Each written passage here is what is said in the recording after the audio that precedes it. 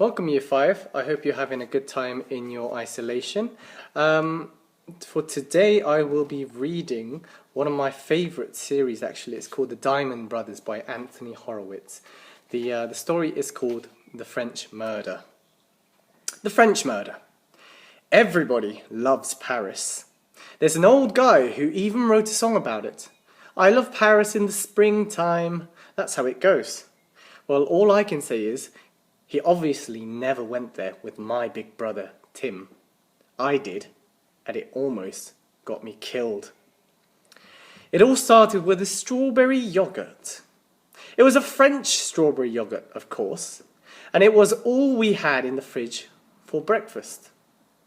Tim and I tossed a coin to decide who'd get the first mouthful. Then we tossed the coin to see who'd keep the coin. Tim won both times. So there I was, sitting at the breakfast table, chewing my nails, which was all I had to chew, when Tim suddenly let out a great gurgle and started waving his spoon in the air like he was trying to swat a fly. "What is it, Tim?" I asked. "Don't tell me! You found a strawberry!" "No, Nick, look!" He was holding up a silver foil that he'd just torn off the yogurt carton, and looking at it, I now understood why. The company that made the yogurt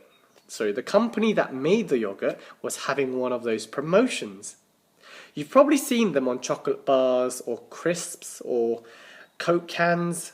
These days you can't even open a can of beans without finding out if you won a car, or a holiday in Mexico, or a check for a load of prizes. Personally, I'm just grateful if I actually found some beans. Anyway, the yogurt people were offering a whole range of prizes, and there it was, written on the underside of the foil. "Congratulations from Bestel Fruit Yogurt. You have just won a weekend for 2 in Paris. Just telephone the number printed on the carton for further details. And bon voyage!" "I've won, Nick!" Tim gasped. "A weekend for 2! He stopped and bit his finger. "Who should I take?" he muttered. "Oh, thanks a lot, Tim," I said. "It was me who bought the yogurt." "But it was my money." If it hadn't been for me, you'd have spent it on a chalk ice." Tim scowled. "But Paris, Nick. It's the most romantic city in Europe. I want to take my girlfriend." "Tim," I reminded him, "you haven't got a girlfriend." That was a bit cruel of me. The truth was, Tim hadn't been very lucky in love. His first serious relationship had ended tragically when his girlfriend had tried to murder him.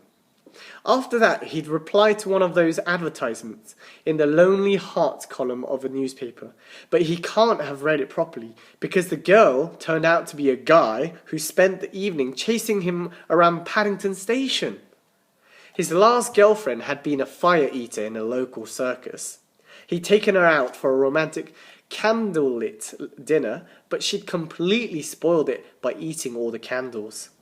Right now, he was on his own. He sometimes said he felt like a monk, but without the haircut or the religion.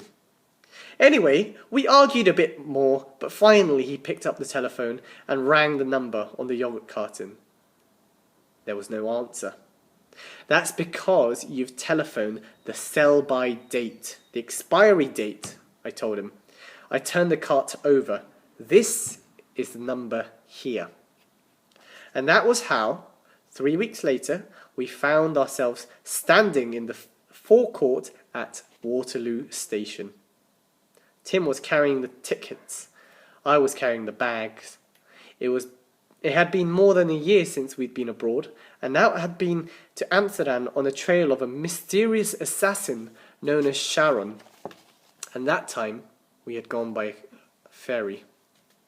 Right, I'm going to stop here right there. I'll continue this over.